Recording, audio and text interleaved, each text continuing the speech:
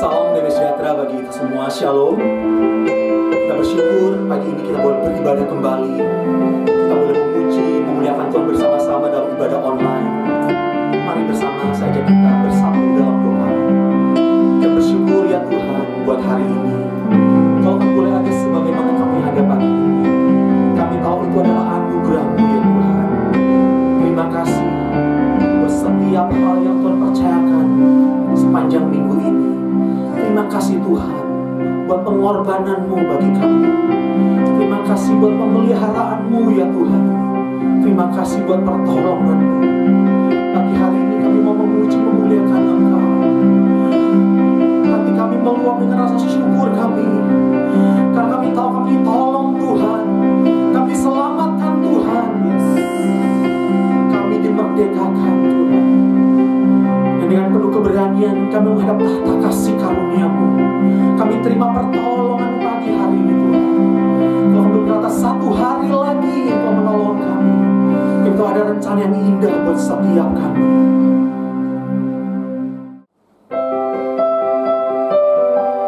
Terima kasih.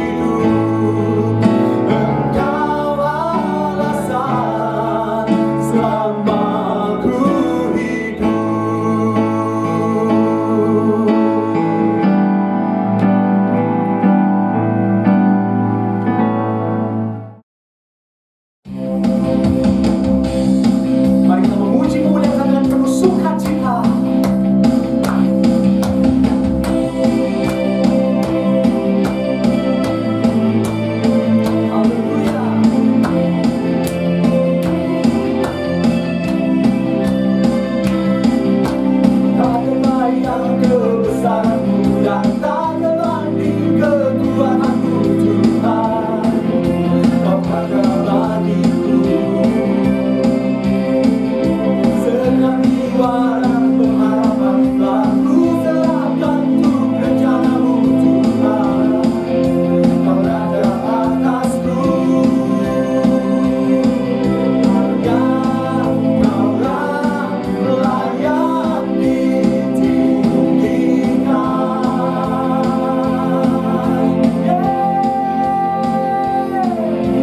Ajaib Kau Tuhan, agung dan perkasa. Kau sumber kemenanganku, layak berkuasa, meminta selamanya. Yesus Kaulah Raja mulia.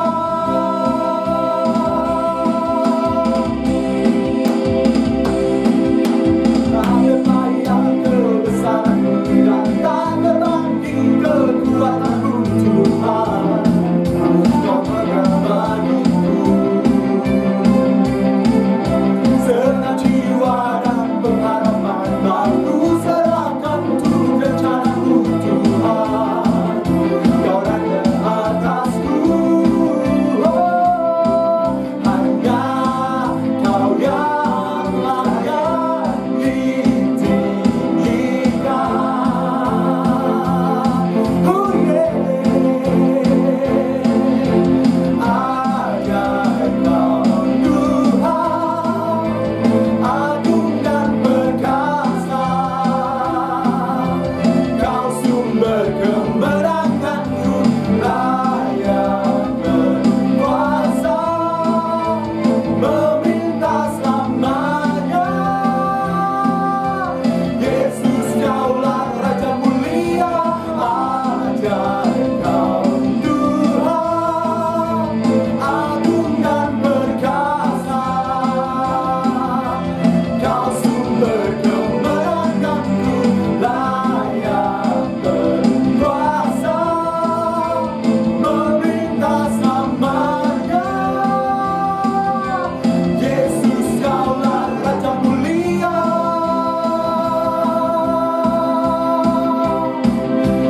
Raja mulia,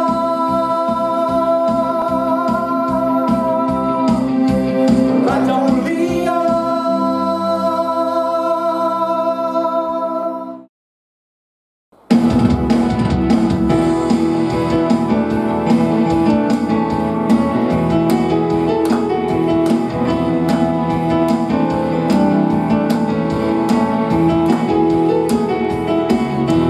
Berkuasa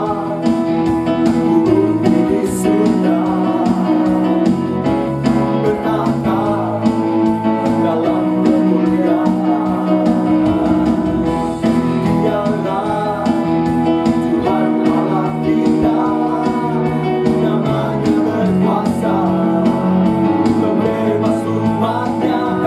Betapa hebat, betapa kuat dahsyatnya Allah kita. Dia berjaya atas semua perbuatannya.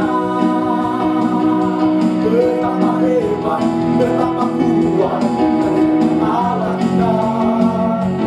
Dia bernama Yesus Raja, Tuhan Allah kita.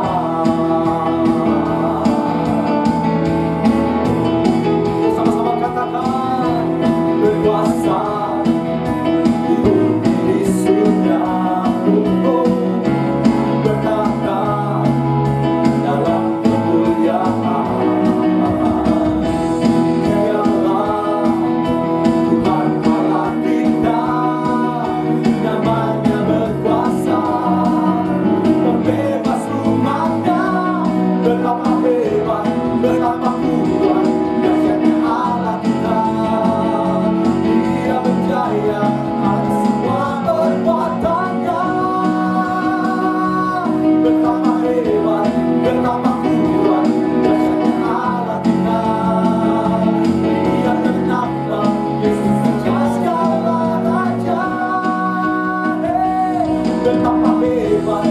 betapa kuat dahsyatnya Allah kita. Dia percaya atas semua perbuatannya. Betapa hebat, betapa kuat dahsyatnya Allah kita. Dia bernama Yesus saja segala raja. Tuhan Allah kita. Tuhan Allah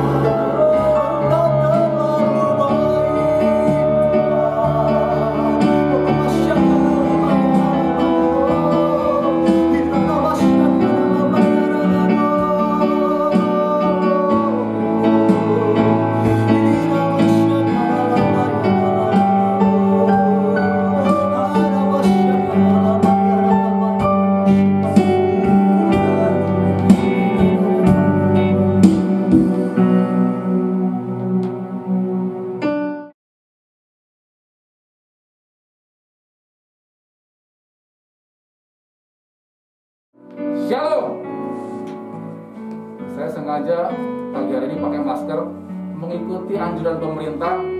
Kita semua harus pakai masker. Amin saudara. Jadi kita kemanapun kita pergi kita pakai masker. Cuma kalau pakai masker suara kita nggak kedengeran ya. Saya copot aja. Baik, selamat Paskah buat Bapak Ibu semua yang ada di manapun saudara berada, mau di rumah ataupun dimanapun saudara saat ini tinggal. Selamat Paskah, karena bagaimanapun juga kita hari-hari ini sedang merayakan Paskah dan kita sedang memperingati nanti akan ada kenaikan Tuhan Yesus. Bapak Ibu, saya percaya kita semua kondisinya pada berubah nih ya. Kondisi kita semua mengalami sesuatu yang berubah. Yang dulu kita bisa ke gereja, sekarang jadi kita harus di rumah. Betul ya? Yang kita sekarang dulu bisa bekerja dengan bebas, sekarang mau nggak mau di rumah kalau yang bisa di rumah. Tapi artinya apa? Sesuatunya berubah, sesuatunya jadi apa ya? Kondisinya mungkin bagi kita tidak semua kita bilang enak. Bisa jadi malah sesuatu nggak enak kita rasakan. Tapi saya percaya dimanapun saudara berada saat ini, kalau saudara melihat channel ini, biarlah Tuhan Yesus tetap memberikan kita kekuatan. Amin. Baik, pagi hari ini saya mau sampaikan firman Tuhan. Saya sebenarnya agak bingung nih. Waktu kemarin Pak Yowas minta saya untuk isi firman, saya agak bingung. Saya mau kasih firman apa ya? Saya mau kasih firman apa? Kalau saudara di rumah, saudara mau cari firman Tuhan versi seperti apa, pasti ketemu. Mau versi yang seperti apa, pasti ada. Nah, itu yang membuat saya merenung, Tuhan, apa yang mau saya sampaikan untuk jemaatmu di GBI Gansor. Tapi Tuhan, waktu saya ada di teras, tidak melakukan apapun, sedang santai, Tuhan kasih hikmat, sesuatu firman, sesuatu kekuatan bagi kita semua. Oke. Fenomena yang terjadi sekarang, kita lihat ya, banyak informasi di media mainstream maupun media sosial. Betul ya? Kenapa? Sekarang banyak orang tampilkan semua di entah WA, Facebook, atau apalagi Twitter, Instagram, informasi-informasi mengenai COVID-19. Ada yang benar mungkin, ada yang hoax mungkin, ada yang bikin kita panik, ada yang bikin kita semangat. Tapi itulah yang terjadi, fenomena begitu banyak informasi-informasi. Ada yang tiba-tiba jadi sok pinter ya kan, tiba-tiba orang jadi merasa lebih ngerti. Dianggap pemerintah tidak bisa apa-apa. Apakah seperti itu? Tentunya kalau seperti ini terus, kita akan runtuh iman kita. Terus berikutnya apa? Perilaku seperti apa yang terjadi di masyarakat? Sekarang kita semua jadi apa? Jadi hidup bersih, betul nggak? Yang terjadi sekarang semua orang jadi waspada. Saya waktu terima misalkan GoFood dari Gojek, itu saya pasti kalau terima, itu langsung saya bersihkan dulu, saya rapikan dulu sebelum masuk rumah. Artinya yang semula kita nggak lakukan itu jadi seperti itu. Terus kemana-mana jadi cuci tangan, ya kan? Pakai sabun. Terus apa? Pakai hand sanitizer. Semua kita lakukan. Kita berubah nih pola perilaku hidup kita. Kondisi yang terjadi seperti itu. Terus berikutnya apa? Saat ini kita akan lihat nih, banyak orang juga mengalami ketakutan yang berlebihan. Contohnya apa? Awal-awal kejadian ada COVID-19, terjadi panic buying. Orang belanja habis-habisan. Ini kan ketakutan yang berlebih. Ya kan? Kita nggak tahu kayak backgroundnya seperti apa, tapi ini terjadi gitu loh. Banyak orang yang melakukan kepanikan yang berlebihan. Dan stigma negatif muncul. Kalau orang kena, kesannya apa? Dihindari. Kalau orang kena, kesannya apa? Menjadi orang yang dikucilkan. Padahal siapa sih yang minta dikena COVID-19? Mungkin saat kita lagi jalan, kita saat lagi pergi di luar, kita nggak tahu, kita pegang sesuatu dan kita kena. Tapi kenapa jadi stigmanya kita jadi seperti orang yang dikucilkan? Ini yang terjadi. Kalau seperti ini terus tentu kita juga merasa apa? Down secara iman kita. Terus berikutnya apa yang terjadi sekarang nih? Kondisi ekonomi yang makin menurun, betul ya? Perusahaan banyak yang tutup. Mungkin yang punya toko juga sebagian tutup. Ya, kalau nggak berhubungan dengan bahan pokok dan sebagainya, apalagi sekarang ada PSBB nih. Tentunya apa? Banyak yang tutup. Semua orang kena, Buruh kah, pegawai kah, pengusaha kah, UMKM, semua kena. Jadi semua rata. Makanya saya enak sedih ya. Ada orang bilang, saya menderita nih sekali. Banyak yang menderita juga. Tidak hanya dirimu, tidak hanya profesimu. Semua menderita. Pegawai pun sama. Saya punya anak rohani yang ada di hotel. Apa yang kondisinya dia? Tutup semua, dirumahkan. Awal mereka punya penghasilan bagus, sekarang dirumahkan tanpa dikasih uang gaji. Makanya kalau kondisi seperti ini, berbahagialah Bapak Ibu yang bisa di rumah saja dan punya penghasilan. Kalau kayak pegawai, mungkin kalau pegawai negeri, saya baru ngerti nih, enaknya di pegawai negeri seperti ini. Kita nggak kerja tetap digaji, ya kan? Kita kerja di rumah tetap digaji. Dulu sebenarnya saya ingin keluar dari pegawai negeri, ingin jadi pengusaha, tapi ternyata nggak terjadi ya. Jadi ternyata inilah yang kejadian sebenarnya nih. Kalau jadi pengusaha juga pusing juga, gaji orang segala macam, bisa jadi PHK-in orang. Ini yang terjadi. Kalau kita sebagai anak Tuhan mengalami ini terus-menerus, apa yang kita hadapi? Kita juga bisa down. Terus apa lagi berikutnya? Kondisi saling menghakimi, saling menyalahkan terjadi di mana-mana, betul nggak? Ada orang yang politik juga, protes pemerintah begitu keras. Dokter-dokter sekarang jadi pada pinter politik juga. Semua mengajari pemerintah, menyalahkan pemerintah kenapa lambat dan sebagainya. Kita nggak lakukan bagian kita sebenarnya. Maka dalam momen-momen kali ini jangan saling menyalahkan, jangan saling menghakimi. Amin. Kita harus cukupkan apa yang kita punya. Jangan merasa kita paling sedih gitu, paling menderita. Mungkin masih banyak orang lagi yang lebih menderita dibanding kita. Terus berikutnya ada fenomena apa nih? Fenomena hamba-hamba Tuhan juga dipanggil Tuhan melalui COVID-19 ini.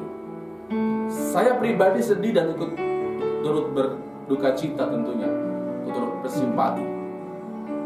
Karena banyak hamba-hamba Tuhan juga mengalami sakit COVID ini, dan gak sedikit.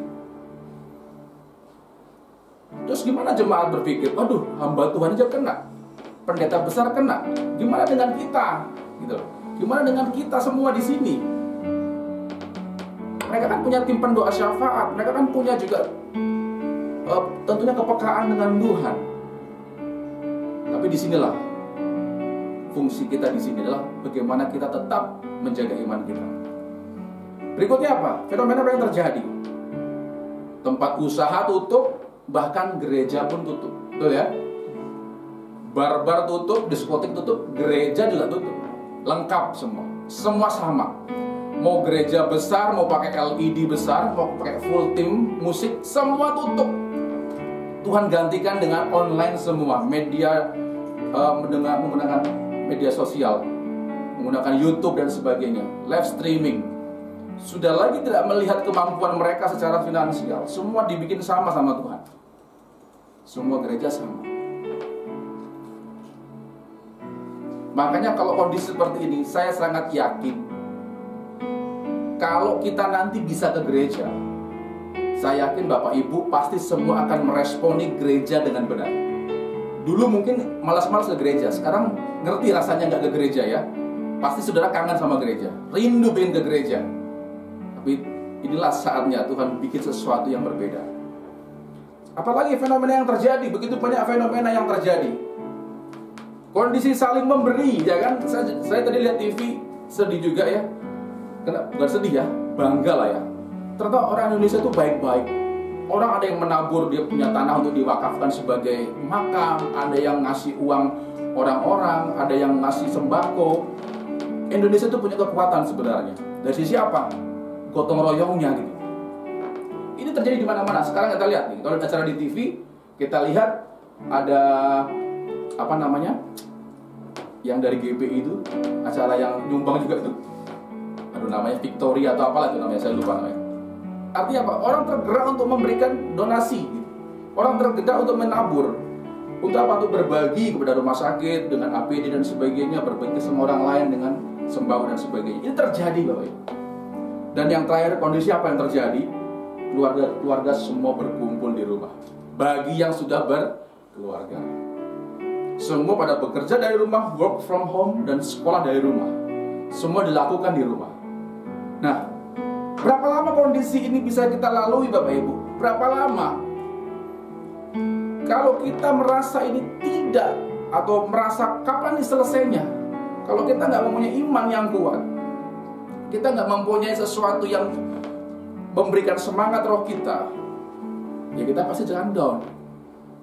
Makanya hari ini Tuhan izinkan saya menyampaikan firman. Apa sih yang Tuhan mau kerjakan? Apa sih yang kita mau lakukan di dalam suasana seperti ini? Saya cek kemarin beberapa pengkhotbah dan juga beberapa hamba Tuhan, selalu tema yang disampaikan adalah mengenai jangan takut. Ya, tema-tema khotbah hampir semua mendominasi semua jangan takut. Atau ada juga yang khotbahnya mengenai bahwa ini adalah Tuhan yang menciptakan suasana seperti ini. Jadi kita harus bertobat dan sebagainya. Atau ada juga yang mengatakan, oh, ini semua karena iblis. Wabah ini karena iblis. Saya nggak tahu mana yang benar sebenarnya. Saya nggak tahu. Tapi bagi saya, Tuhan izinkan terjadi semua ini. Tentunya untuk memberikan kita kekuatan yang baru, memberikan kita stamina rohani yang baru. Amin. Apapun situasi dan kondisi kita saat ini, tetap menjaga barisan kita. Di mana ruang lingkup menjaga barisan kita? Di pribadi saudara. Dalam kondisi seperti ini, cek iman saudara, cek rohani saudara. Meskipun ada di rumah, meskipun tidak beraktivitas, tolong jangan kendorkan iman dan jangan kendorkan roh saudara. Terus bagaimana dengan keluarga? Tolong please keluarga di sini juga ajak keluarga juga bermesbah, mesbah keluarga. Pekerjaan usaha juga jangan kendor meskipun di rumah. Tetap stamina kita tetap harus ada. Pelayanan di gereja juga sama. Pelayanan jangan kendor meskipun kita tidak menggunakan gereja pada umumnya, gedung gereja maksud saya. Tapi jangan kendor. Fungsi pelayanan tetap lakukan. Dan iman kita, inilah yang kita harus jaga dalam kondisi menjaga barisan kita. Firman kali ini Tuhan mau sampaikan mengenai tema adalah hold the line. Hold the line. Kalau Bapak Ibu lihat sebuah film, saya paling senang film-film yang berhubungan dengan kolosal, film-film perang gitu ya. Makanya saya paling senang kalau film-film Romawi gitu, sama film-film yang abad-abad pertengahan. Film yang saya suka adalah Gladiator. Di awal-awal pertama kali film ini muncul, itu apa? Bagaimana seorang panglima perang mempersiapkan pasukannya. Hold the line berbicara apa? Saat pasukan itu diserang oleh musuh, saat ada kondisi yang gak enak, ada sesuatu yang membuat terdesak. Apa yang dikatakan panglima itu? Hold the line, hold the line. Apa? Jaga barisan, formasi jangan berubah, formasi jangan mengalami kekacauan, tetap jaga barisan. Itu yang disampaikan oleh panglima itu. Kata hold the line mengiringi atau senantiasa mengiringi saya untuk tetap jaga barisan, tetap kuat iman, tetap stay with God. Artinya apa? Tetap fokus dengan Tuhan. Hold the line. Kemenangan dari pasukan ini ditentukan oleh apa? Saat masing-masing prajurit itu bertanggung jawab atas barisannya sendiri-sendiri. Dia nggak fokus dengan urusan prajurit lain. Dia nggak urusan, kamu kok nggak konsentrasi ya? Nggak. Dia harus fokus masing-masing. Supaya apa? Supaya barisan itu terjaga. Urusan kesatuan itu panglima yang akan urus. Tapi kita fokus dengan bagian kita. Amin. Hold the line. Inilah tema kita di pagi hari ini. Bapak Ibu, bersyukur kita minggu lalu kita Paskah. Dan saya percaya di Paskah ini dalam kondisi COVID-19 Corona yang ada di 200-an negara dan sudah menewaskan sekian ratus ribu orang, saya percaya ada sesuatu yang berbeda. Amin. Awal tahun Tuhan kasih tema apa untuk gereja kita? The Year of New Dimension. Dimensi yang baru. Dimensi bicara apa? Ukuran. Dimensi bicara apa? Kapasitas. Kita sekarang baru ngerti ya, kenapa Tuhan kasih tema New Dimension. Karena kita akan menghadapi situasi yang di luar prediksi kita manapun. Saya baca Facebooknya Pak Yoas tentang ada setiap 100 tahun ya, ada namanya pandemik, ada The Great Plague of Marseille, terus Spanish flu, terus kolera dan sebagainya. Tiap 100 tahun. Artinya tidak pernah orang mengalami hal yang sama 2 kali. Pasti dia udah meninggal duluan karena 100 tahun. Kecuali umur kita bisa sampai 101, 102 gitu ya. Itu pun kalau masih bayi nggak ngerasain apa-apa. Artinya apa? Kita akan menghadapi situasi yang tidak akan terjadi lagi untuk umuran kita, untuk usia kita atau zaman kita. Tapi Tuhan sudah kasih tema supaya kita memperbesar kapasitas kita. Jangan cemen, jangan takut, jangan merasa paling menderita, jangan merasa aduh aku perlu dikasihani kondisi seperti ini. Semua mengalami hal yang sama. Tuhan katakan, hold the line, jaga barisan saudara. Oke, Paskah kita akan baca ya ayatnya. Di Paskah ada 2 peristiwa, di Perjanjian Lama dan Perjanjian Baru, kalau Bapak Ibu tahu. Perjanjian Lama kita akan baca di Keluaran 12 ayatnya dari 2 sampai 13. Tapi saya hanya akan bacakan ayat tertentu saja. Bapak Ibu sudah bawa Alkitab? Saya sarankan Bapak Ibu yang ada di rumah tetap fokus seperti orang ibadah. Jangan pakai pakaian sembarangan, ya kan? Meskipun online tetap pakaian rapi, seperti kita mau ibadah di gereja. Terus apa? Siapkan Alkitab. Ya, kita akan baca Alkitab. Ayat 2. Bulan inilah akan menjadi permulaan segala bulan bagimu. Itu akan menjadi bulan pertama bagimu tiap-tiap tahun. Katakanlah kepada segenap jemaah Israel, pada tanggal 10 bulan ini diambillah oleh masing-masing seekor anak domba menurut kaum keluarga, seekor anak domba untuk tiap-tiap rumah tangga. Ayat ke-7. Kemudian dari darahnya haruslah diambil sedikit dan dibubuhkan pada kedua tiang pintu dan pada ambang atas pada rumah-rumah di mana orang memakannya. Dan beginilah kamu memakannya, pinggangmu berikat kasut pada kakimu dan tongkat di tanganmu, buru-burulah kamu memakannya. Itulah Paskah bagi Tuhan. Oke, Paskah Perjanjian Lama adalah Paskah bagaimana Tuhan sedang memberikan umat Israel apa? Supaya mempersiapkan diri. Masing-masing dalam rumah tangganya mereka mempersiapkan korban. Untuk apa? Untuk ditaruh darahnya di ambang pintu mereka. Kenapa? Sebentar lagi akan ada tulah yang paling dahsyat buat Mesir, yaitu anak sulung akan mati. Tapi hanya anak-anak sulung di Israel yang tidak akan mati, asalkan melakukan Paskah. Ini di Perjanjian Lama. Paskah awalnya seperti itu. Nah, di Perjanjian Baru kita akan lihat di Matius 28 ayat 1-7. Saya hanya bacakan beberapa ayat saja. Ayat 1. Setelah hari Sabat lewat menjelang menyingsingnya fajar pada hari pertama minggu itu, pergilah Maria Magdalena dan Maria yang lain menengok kubur itu. Ia tidak ada di sini sebab ia telah bangkit. Ayat 6. Sama seperti yang telah dikatakannya, mari lihatlah tempat ia berbaring. Dan segeralah pergi. Ayat 7. Dan katakanlah kepada murid-muridnya bahwa ia telah bangkit dari antara orang mati. Ia mendahului kamu ke Galilea. Di sana kamu akan melihat dia. Sesungguhnya aku telah mengatakannya kepadamu. Di Perjanjian Baru Paskah itu identik dengan kebangkitan Tuhan Yesus. Betul? Kita merayakan minggu lalu kebangkitan Tuhan Yesus. Terus apa hubungannya Pak antara Paskah dengan hold the line gitu? Saya mau katakan ini. Setelah Paskah ada peristiwa-peristiwa yang dahsyat yang mengiringi umat Israel. Apa itu? Kita akan baca ya.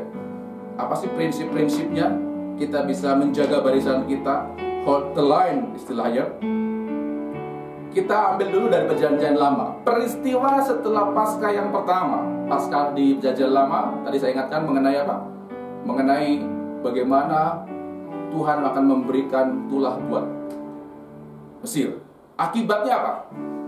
Bangsa Israel saat keluar dari Mesir diizinkan oleh Fir'aun dengan tangan yang teracung. Artinya apa? Dengan kekuatan Tuhan, bangsa Israel bisa keluar dari Mesir dengan gagah, bukan sebagai orang budak. Mereka bisa dapat itu emas-emas dari orang-orang Mesir dijarah, malah ibaratnya kalau saya bilang orang diperbudak malah bisa bawa harta sampai mereka keluar. Nah, ternyata setelah mereka keluar ada sebuah peristiwa yang mungkin di luar ekspektasi orang-orang Israel. Yaitu ternyata apa? Kita baca di Keluaran 14 ayat 8 sampai 14. Saya bacakan di ayat 8 dulu. Demikianlah Tuhan mengeraskan hati Fir'aun raja Mesir itu sehingga ia mengejar orang Israel. Tetapi orang Israel berjalan terus dipimpin oleh tangan yang dinaikkan. Adapun orang-orang Mesir, segala kuda dan kereta Fir'aun, orang berkuda dan pasukannya mengejar mereka dan mencapai mereka pada waktu mereka berkemah di tepi laut dekat Pi-hahirot di depan Baal-Zephon. Jadi Tuhan mengeraskan hati Fir'aun. Yang awalnya Fir'aun ini sudah mengalah, sudah kalah, memang merasa kalah, dibangkitin lagi ini rasa marahnya. Kalau bukan Tuhan yang mengeraskan hati, saya nggak mungkin. Kalau sebagai manusia, Fir'aun saya rasa baru tulah keempat aja pasti sudah nyerah. Tapi karena dikeraskan hati oleh Tuhan, makanya dia masih degil gitu, masih apa? Masih tegar tengkuk, masih ngejar gitu Israel. Inilah yang terjadi di ayat 10 ya. Ketika Fir'aun telah dekat, orang Israel menoleh. Nah, ini orang Israel menoleh nih. Maka tampaklah orang Mesir bergerak menyusul mereka, lalu sangat ketakutanlah orang Israel dan mereka berseru-seru kepada Tuhan. Dan mereka berkata kepada Musa, apakah karena tidak ada kuburan di Mesir, maka engkau membawa kami untuk mati di padang gurun ini? Apakah yang kau perbuat ini terhadap kami dengan membawa kami keluar dari Mesir? Ayat 12, bukankah ini telah kami katakan kepadamu di Mesir, janganlah mengganggu kami dan biarlah kami bekerja pada orang Mesir, sebab lebih baik bagi kami untuk bekerja pada orang Mesir daripada mati di padang gurun. 13, tetapi berkatalah Musa kepada bangsa itu, janganlah takut, berdirilah tetap dan lihatlah keselamatan dari Tuhan yang akan diberikannya hari ini kepadamu, sebab orang Mesir yang kamu lihat hari ini tidak akan kamu lihat lagi untuk selama-lamanya. Tuhan akan berperang untuk kamu dan kamu akan diam saja. Amin. Ini peristiwa setelah kejadian Paskah di Perjanjian Lama. Orang Israel sudah berjalan, Mesir ngejar. Nah, apa hal pertama yang terjadi supaya kita tetap menggunakan prinsip hold the line dalam kehidupan kita, terutama menghadapi kondisi seperti ini? Yang pertama, prinsip yang pertama, jangan pernah menyalahkan atau menghakimi. Amin. Dikatakan di Keluaran 14 ayat 11 ayat 12, katakan apa? Orang Israel ini apa? Mengecam Musa. Orang Israel menyalahkan Musa. Apakah karena nggak ada kuburan di Mesir engkau membawa kami mati?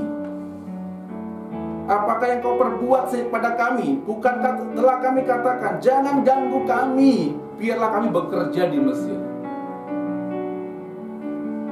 Jangan saling menyalahkan dan jangan saling menghakimi. Amin. Hold the line. Pertahankan barisan. Kita nggak usah ngurusin orang lain dalam hal, oh dia nggak betul, dia salah, oh dia harusnya begini, harus begitu. Fokus pada diri kita. Fokus pada roh kita. Fokus kepada apa yang kita hadapi sekarang.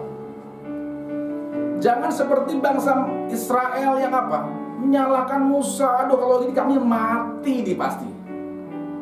Jangan kita mengalami amnesia rohani. Apa itu amnesia rohani? Kita lupa sama kebaikan Tuhan. Israel kan baru ditolong kemarin, bahwa seluruh anak sulung mereka selamat. Tapi di giliran dikejar seperti ini, apa yang terjadi? Yang dia salahkan Musa dan Tuhan. Banyak orang-orang seperti ini sekarang. Kita lupa nih, Tuhan baru tolong juga, selamanya juga Tuhan tolong. Jangan pernah nyalahkan kondisi seperti ini, bahwa ini, aduh Tuhan, ini gak enak, saya salahkan, ini salah ini pasti. Ini gara-gara pendoa gak berdoa nih kadang-kadang. Seperti itu kadang-kadang, saling menyalahkan kan? Jadi gara-gara pendeta nih gak peka, banyak dosa nih, mungkin main uang dan sebagainya, kita saling menyalahkan. Maka saya sedih, hamba-hamba Tuhan yang senior saling mengkritik, saling menyalahkan, menjatuhkan. Yang punya kemampuan hakim itu siapa? Tuhan, bukan kita. Biar Tuhan yang akan menghakimi masing-masing atas perbuatan kita, atas apa yang kita ajarkan mungkin. Jangan saling menyalahkan, jangan saling menghakimi. Apa yang kita mesti lakukan supaya kita nggak saling menyalahkan? Jangan anggap kita lebih pintar, lebih punya pengalaman. Ayo bangun keunitian. Amin. Bangun keunitian. Sekali lagi saya katakan, jangan amnesia rohani. Amin. Tuhan sudah terlalu banyak nolong kita. Kalau kondisi seperti ini memang gak enak, ya jalanin. Pak, saya sakit Pak, saya mungkin kena. Syukurin saja, terima. Apa yang kan kita nggak minta. Saya punya kasus gini ya, punya cerita gini. Teman saya kan lagi kerja di rumah. Yang terjadi apa? Dia waktu betulin toren setrum, meninggal. Artinya apa? Kalau orang mau meninggal bukan karena COVID doang gitu. Artinya apa? Banyak hal yang bisa Tuhan lakukan gitu. Jadi COVID jangan sampai membuat kita sudah ending dari segala-galanya. Oke? Jangan pernah amnesia rohani. Jangan nyalahkan atau menghakimi. Amin. Unity. Kita semua harus unity satu dengan yang lain. Bicara jangan menghakimi. Bapak Ibu, kalau saya boleh flashback, kan juga banyak juga hamba-hamba Tuhan yang meninggal, betul? Banyak hamba Tuhan yang besar. Loh, kok bisa ya hamba Tuhan meninggal ya? Kena COVID lagi. Ya nggak masalah, itu Tuhan yang punya urusan, Tuhan punya perkara. Mungkin tugas mereka sudah selesai. Kalau saudara perhatikan kisah Hizkia, betul ya, Raja Hizkia ya. Raja Hizkia itu waktu sakit, itu minta supaya sembuh gitu. Doa sama Tuhan sampai nangis. Aduh, saya mau mati nih. Ternyata apa? Tuhan gerakkan hatinya. Oke, Hizkia kamu sembuh. Hizkia nggak tahu. Saat dia minta sembuh, akibatnya apa? 3 tahun dia sembuh. Di 3 tahun itu pula dia punya anak namanya Manasye. Manasye itu raja paling jahat yang pernah ada. Coba kalau Hizkia memang Tuhan Hizkia meninggal saat itu, dia nggak perlu minta sehat loh. Manasye mungkin nggak ada. Tapi inilah rahasianya Tuhan. Hamba Tuhan meninggal itu rahasianya Tuhan. Musa adalah hamba Tuhan yang luar biasa. Amin ya. Musa, Tuhan katakan apa? Musa tidak akan melihat tanah perjanjian. Tanah Kanaan nggak lihat. Padahal dari awal Musa lah pelopornya. Kok tega amat ya Tuhan ya? Kesannya seperti itu. Kok sepertinya Musa kok nggak dipakai ya? Sampai nggak diizinkan untuk melihat tanah perjanjian. Ulangan 34 ayat 4, saudara boleh baca di rumah. Intinya apa? Aku mengizinkan engkau melihatnya dengan matamu sendiri, tetapi engkau tidak akan menyeberang ke sana. Kesannya kalau kita menghakimi nih, oh Musa ini nggak layak, Musa ini nggak masuk dalam perjanjian, berarti nggak betul. Tapi lihat di Lukas 9 ayat 3. Dan ketika kedua orang itu hendak meninggalkan Yesus, Petrus berkata kepadanya, Guru, betapa bahagia kami berada di tempat ini. Baiklah kami dirikan sekarang 3 kemah, 1 untuk engkau, 1 untuk Musa, dan 1 untuk Elia. Tetapi Petrus tidak tahu apa yang dikatakannya.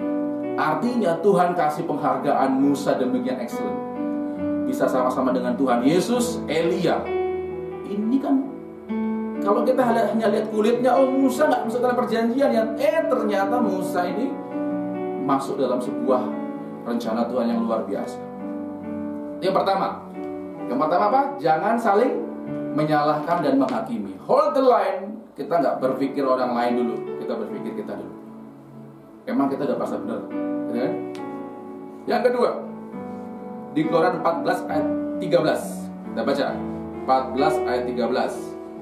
Tetapi berkatalah Musa kepada bangsa itu, janganlah takut, berdirilah tetap dan lihatlah keselamatan dari Tuhan yang akan diberikannya hari ini kepadamu, sebab orang Mesir yang kamu lihat hari ini tidak akan kamu lihat lagi untuk selama-lamanya.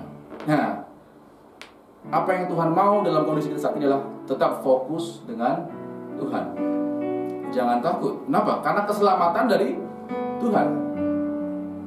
Kalau mau lihat takut, banyak. Oh takut Pak pekerjaan saya, takut usaha saya hancur semua, takut saya nggak makan, takut saya nggak, aduh Tuhan, aduh kondisi saya, aduh gimana karyawan saya, gimana teman-teman saya, gimana saudara saya.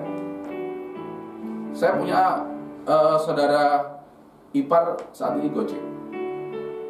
Dia cerita sama istri saya gitu, hari ini 0, hari kedua berapa puluh ribu, hari ketiga 0, hari keempat sedih gak? Sedih. Semua mengalami dampak. Tapi yang utama adalah fokus dengan Tuhan. Tetap fokus dengan Tuhan, jangan pernah kendorkan roh saudara. Kita masih bisa hidup, masih bisa ada sampai saat ini, sudah anugerah. Amin. Tetap fokus dengan Tuhan. Fokus. Jangan pernah kita gentar, jangan pernah kita goyah. Nikmatin. Nikmatin Bapak Ibu. Pak, Bapak sih gampang, pegawai enak. Kalau kami gimana? Saya percaya orang punya berkat masing-masing. Ya.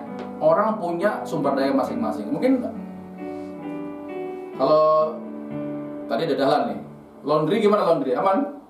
Aman ya. Orang di rumah semua malas nyuci, jadi laundry tetap banyak. Tapi gimana usaha yang lain? Kafe mungkin, kafe juga pengunjung 1-2 juga, nggak banyak. Pasti ngalamin juga. Kalau full time gimana? Pak Yos, banyak job nggak? Nggak ada ya, Pak Yos sekarang udah nggak dapet nih MC udah nggak ada ya? Ya. Makanya kadang kita juga pikir ya, banyak juga mungkin hamba Tuhan juga yang dengan adanya live streaming mau nggak mau dia yang awalnya mungkin ada PK dari hamba Tuhan dari gereja, mungkin sekarang udah ngalamin, aduh berat yang ngalamin kondisi seperti ini. Mungkin semua juga pasti ngalamin juga. Pak Nofri gimana? Aman? Aman. Puji Tuhan. Semua aman. Bimo masih kuliah? Masih. Jadi, tapi di rumah semua kan? Di rumah. Di rumah itu enak sebenarnya. Saya sampai hitam tambah hitam ya. Kenapa? Bangun saat teduh. Apa? Berjemur. Gara-gara apa? Gara-gara apa? Media sosial tadi. Berjemur jam 10. Terus olahraga. Makanya saya agak berani masukin baju ini. Kenapa? Karena perut saya udah mulai turun. Saya turun 5 kilo. Puji Tuhan. Ya memang perlu berjuang gitu kan. Saya makan sehat jadinya kan, makan sayur-sayur, makan buah-buahan lengkap deh. Tetap fokus dengan Tuhan. Amin. Terus bagaimana kita fokus dengan Tuhan? Saya mau kasih sebuah ilustrasi gini. Waktu Elia itu ngalamin apa? Ketakutan. Elia itu adalah nabi Tuhan yang luar biasa. Kenapa? Karena Elia sebelumnya itu 450 nabi-nabi Baal dibunuhnya. Tapi kenapa? Gara-gara Isabel ngomong sedikit saja, dia jadi orang yang senewan, orang takut, jadi gentar gitu loh. Sampai dia ngerasa ingin mati. Loh kok bisa ya Elia kok jadi seperti itu? Karena dia ngalamin ketakutan yang luar biasa. Tapi Elia mengambil porsinya apa? Saat malaikat Tuhan datang, memberi dia makan, memberikan semangat supaya dia makan, karena Elia dikasih makan oleh burung gagak, roti dan daging. Padahal burung gagak itu adalah setahu saya burung paling rakus. Kok bisa ngasih makan Elia ya? Keren juga emang Tuhan itu. Artinya apa? Elia saat dikasih semangat oleh malaikat, kamu pergilah ke gunung Horeb. 1 Raja 19:8. Maka bangunlah ia, lalu makan dan minum, dan oleh kekuatan makanan itu ia berjalan 40 hari 40 malam lamanya sampai ke gunung Allah, yaitu gunung Horeb. Elia untuk membangkitkan keberaniannya, apa yang dilakukan? Dia cari Tuhan. Amin. Dia cari Tuhan ke gunung Horeb, gunungnya Allah. Kondisi seperti ini yuk cari Tuhan. Kalau saudara di rumah bisa ibadah dengan keluarga, ibadahlah dengan keluarga. Jangan kendorkan roh saudara. Jangan kebanyakan Netflix, jangan kebanyakan YouTube, jangan kebanyakan baca sosial media. punya waktu dengan Tuhan lebih banyak justru. Amin. Semakin hari semakin waktu kasih kesempatan Tuhan. Saat teduh, mesbah keluarga, saat doa, lakukan terus menerus. Kalau belum ada perubahan Tuhan, lakukan terus. Kalau belum ada perubahan Tuhan, lakukan terus. Perubahan urusannya Tuhan. Bagian kita fokus dengan Tuhan. Amin.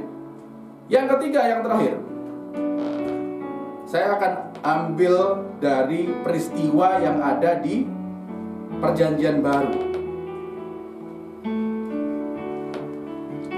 Lukas 24 ayat 13, saudara boleh baca nanti. 24 ayat 13, pada hari itu juga dua orang dari murid-murid Yesus pergi ke sebuah kampung bernama Emmaus yang terletak kira-kira 7 mil jauhnya dari Yerusalem. Ini peristiwa pertama. Kedua, Yohanes 20 ayat 19. Ketika hari sudah malam pada hari pertama minggu itu, berkumpulan murid-murid Yesus di suatu tempat dengan pintu-pintu yang terkunci karena mereka takut kepada orang-orang Yahudi. Pada waktu itu datanglah Yesus dan berdiri di tengah-tengah mereka dan berkata, damai sejahtera bagi kamu. Amin. Terus Yohanes 21 ayat 1 dan 2. Kemudian Yesus menampakkan diri lagi kepada murid-muridnya di pantai Danau Tiberias dan ia menampakkan diri sebagai berikut. Di pantai itu berkumpul Simon Petrus, Thomas yang disebut Didimus, Nathanael dari Kana yang di Galilea, anak-anak Zebedus dan dua orang murid-muridnya yang lain. Dari tiga peristiwa ini apa yang kita bisa tangkap? Setelah Yesus disalibkan, apa yang terjadi dengan murid-murid? Kira-kira apa yang terjadi? Pak Yowas, kira-kira apa yang terjadi? Sama murid-murid kacau balau, betul. Petrus kabur, murid-murid ada yang bersembunyi. Ini ada dua murid di Emmaus lagi pergi ke arah mana? Ke arah Emmaus, 7 mil dari Yerusalem. Artinya apa? Sebelum Yesus disalibkan, murid-murid itu punya roh yang luar biasa, punya semangat yang luar biasa. Tapi saat mereka lihat Yesus disalibkan, hati mereka hancur dan kacau semua.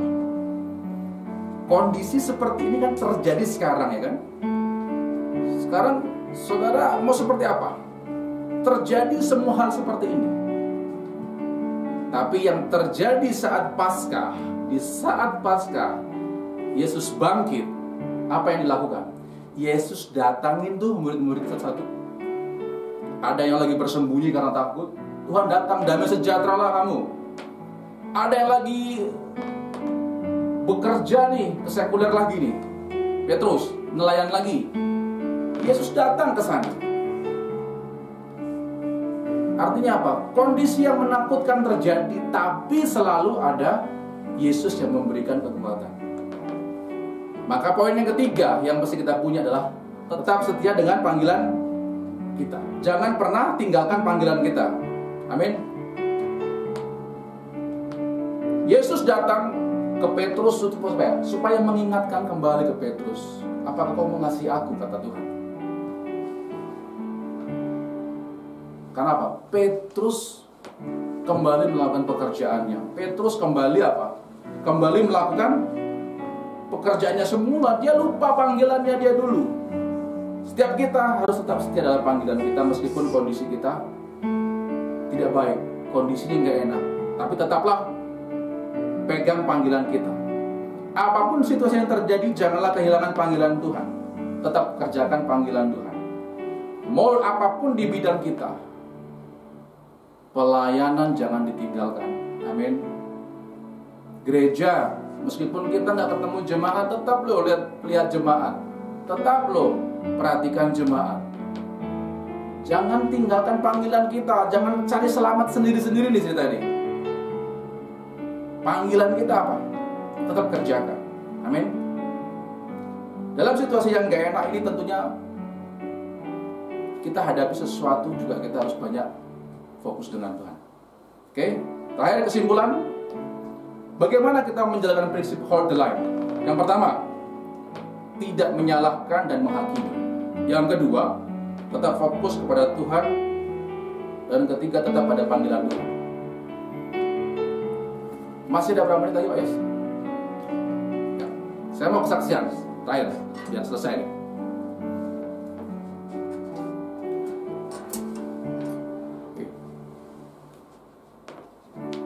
Kondisi corona ini juga dialami oleh semua orang. Amin. Nggak hanya orang-orang tertentu. Saya mau kesaksian gini, ternyata kondisi ini sepanjang kita fokus dengan Tuhan, Tuhan pasti kasih sesuatu jalan. Amin. Tanggal 6 Maret setahu ya, tanggal 6 Maret Bapak Ibu kan tahu ya, kalau saya tiap bulan sama istri ke Singapura untuk berobat. Tanggal 6 Maret kemarin saya berangkat. Tapi sebelumnya saya tuh galau gitu. Kenapa galau? Saya mau berangkat itu gelisah. Karena apa? Kondisi udah seperti ini ya. Kondisi sudah rasa-rasa sudah kondisi COVID. Di Singapura juga parah, di sini juga kondisi juga seperti ini. Saya sebagai pegawai, tiba-tiba di akhir Februari muncul aturan. Setiap orang-orang pegawai yang baru datang dari luar negeri harus 14 hari di karantina. Nggak boleh kemana-mana, nggak boleh kantor lagi. Waduh, saya pikir, loh saya kan ke Singapura mau berobat. Kalau saya nggak ngantor, saya nggak enak. Nanti teman saya pada berpikir saya sengaja nih. Waduh, ini jangan-jangan cuma cari libur doang nih. Karena waktu itu belum muncul nih work from home nih, belum ada istilah itu. Saya itu gelisah, kenapa? Aduh Tuhan, saya kan kesana karena untuk kesehatan. Masa saya di sini harus dikarantina, nyampe sini nggak kerja. Bahkan ada teman saya bilang itu, enak ya. Kalau gitu saya juga ada pura-pura aja lah kesana supaya apa? Libur 14 hari lumayan, 14 hari. Siapa sih yang nggak mau pengen 14 hari libur? Tapi ternyata apa? Saat dikala saya pribadi galau, dengan Tuhan kok bisa gini ya? Tuhan kan tahu saya harus ke Singapura untuk berobat. Ternyata ada hamba Tuhan WhatsApp saya dari Malaysia. Pak Andi gimana kabarnya? Pak Andi dan Ibu gimana kabarnya? Saya saat itu langsung diberikan kekuatan. Oh Tuhan, di saat saya lagi takut, ada hamba Tuhan cuma nanya itu doang, nggak nanya banyak-banyak. Gimana kabarnya? Pertanyaannya, kenapa harus hamba Tuhan dari Malaysia? Iya kan? Bukan dari sekitar kita atau apapun. Yang saya tanya, Pak, kan saya pikir gini, ini hamba Tuhan Malaysia jangan-jangan mau minta khotbah nih. Kan siapa tahu kesini karena pas ke Jakarta sekalian. Saya tanya, Pak, Bapak di mana posisi? Saya tanya gitu. Saya di Malaysia. Oh, berarti bukan mau khotbah nih. Bapak, kenapa tiba-tiba WA saya? Nggak tahu Pak. Saya kok digerakkan Tuhan untuk say hello ke Pak Andi. Aduh Pak, terima kasih. Saya diberkati. Oke, saya ngajuin lah ke bagian kepegawaian. Saya mau ke sana. Oh, panjang lebar. Nggak usah berangkat lah, susah kondisi seperti ini. Saya bilang, pilihannya saya berangkat atau enggak? Saya pilih berangkat, gitu saya bilang. Yaudah akhirnya, tiba-tiba muncul nih surat tugas dari pusat. Ternyata apa? Yang mendapatkan karantina itu untuk 14 hari itu nggak saya sendiri. Awalnya saya pikir, aduh, dari sekian banyak pegawai saya doang. Ternyata ada ratusan orang juga yang ngalamin yang sama. Jadi, aduh puji Tuhan, nggak saya sendiri ternyata. Itu hal yang pertama Tuhan kerjakan di awal-awal COVID. Nah, apa yang kejadian berikutnya yang luar biasa Tuhan kerjakan? Saya waktu itu, kalau lengkap lama nih, saya singkat saja.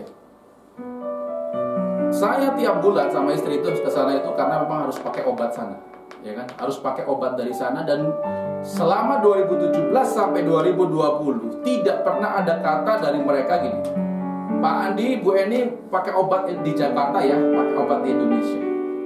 Ibarat saya suntik pun harus ke sana. Ibarat saya tes darah pun harus ke sana, istri saya ke sana tes darah. Kenapa? Nggak yakin dengan lab-labnya kita. Tapi setelah akhir-akhir Maret ada lockdown di Singapura dan sebagainya. Apa yang terjadi? Mereka yang bilang, Pak Andi, Bu ini ya, nanti nggak usah kesini dulu. Kami kirimkan saja obatnya ke Indonesia. Urusan pengiriman dan sebagainya mereka. Dan Bapak Ibu perlu tahu, saya berobat di Singapura tidak bayar untuk obatnya.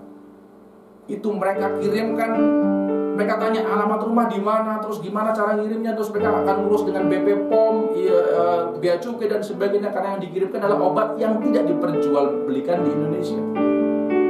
Tapi itulah Tuhan. Satu hal yang bisa kami lakukan di Indonesia apa? Suntik saja. Makanya saya bilang, saya ke Mayapada. Kalau saya Mayapada untuk suntik. Itu yang bisa dilakukan di Indonesia. Tapi itu pun setelah 3 tahun kami harus ke Singapura untuk suntik. Ini bisa kali ini Tuhan kerjakan di Indonesia. Saya nggak perlu ongkos ke Singapura. Saya nggak perlu biaya tambahan dalam arti untuk makan, untuk akomodasi dan sebagainya. Dikala COVID-19 ini ternyata tidak semua orang juga Tuhan izinkan ngalamin sesuatu yang berat. Tuhan kasih saya kemudahan, kasih istri saya kemudahan. Tuhan tetap bekerja, amin. Semua sudah selesai, urusan dengan dokter saya sudah selesai. Di sini ya, maksudnya di Indonesia. Kita sudah koordinasi dengan dokter Indonesia supaya bisa koordinasi dengan yang di Singapura. Artinya apa? Dikala kondisi lockdown seperti ini, di mana-mana lockdown kita nggak bisa keluar. Mungkin bagi sebagian orang nggak ada masalah ya. Kenapa nggak ada masalah? Mereka hanya fokus di rumah. Tapi kalau saya dan istri saya nggak fokus di rumah doang. Saya juga, bagaimana saya bisa berobat? Bagaimana saya harus bisa keluar untuk saya bisa cek segala macam. Tapi Tuhan dengan tangannya yang ajaib tetap bekerja. Amin. Tetap bekerja. Tuhan datangkan obatnya dari Singapura ke sini tanpa kami harus keluarkan biaya sepeser pun. Kenapa? Karena mereka concern dengan kesehatan kita. Dan saya tahu Tuhan yang menggerakkan semua itu. Bersyukur saya 2 bulan tidak perlu lagi ke sana sementara sampai kondisi ini selesai. Dan saya bisa fokus di Indonesia dan tidak capek gitu. Tidak tiap bulan harus ke sana. Itulah apa? Karya Tuhan yang luar biasa. Amin. Demikianlah firman Tuhan hari ini. Biarlah setiap kita tetap hold the line. Saya percaya apa yang kita alami sekarang tetap kuat dalam Tuhan. Amin. Yuk kita berdoa. Terima kasih Tuhan Yesus, mengucap syukur untuk saat ini. Engkau baik, Engkau luar biasa. Kami tahu Tuhan, kondisi di luar sana mungkin kami nggak tahu sampai kapan selesainya. Kami tidak tahu kapan Tuhan menghentikan semua ini, khususnya di Indonesia, bahkan di 200-an negara-negara dunia. Tapi biarlah setiap kami Tuhan tetap hold the line, tetap pertahankan barisan kami. Jangan goyah, jangan ragu, jangan gamang, jangan galau, jangan down, jangan runtuh iman. Tapi tetap berpegang sama Tuhan, fokus dengan Tuhan. Dalam nama Yesus, haleluya. Amin.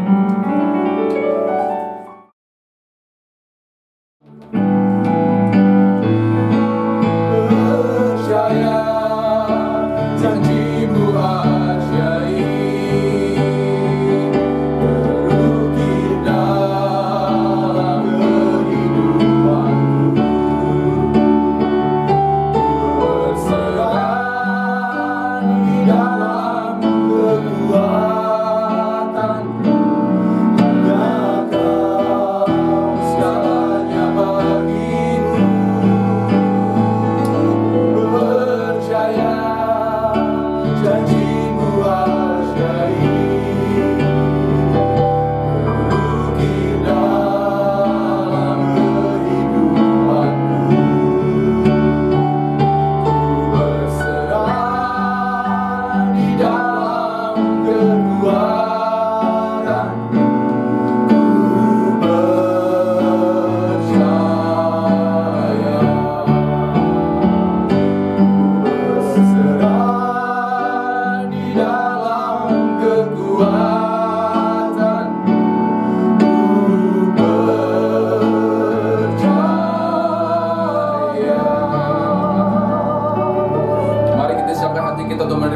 Tuhan, angkat kedua tanganmu, terimalah berkat, damai sejahtera, kasih karunia yang berlimpah-limpah dari Allah Bapa di surga, cinta kasih dari Tuhan kita Yesus Kristus, persekutuan yang segala Roh Kudus memberkati, menyertai mulai pagi hari ini sampai Maranatha. Tuhan Yesus datang kedua kali untuk menjemput kita semua di awan-awan yang permai, bahkan untuk selama-lamanya. Yang percaya sama-sama kita katakan amin. Selamat hari Minggu, Tuhan Yesus memberkati.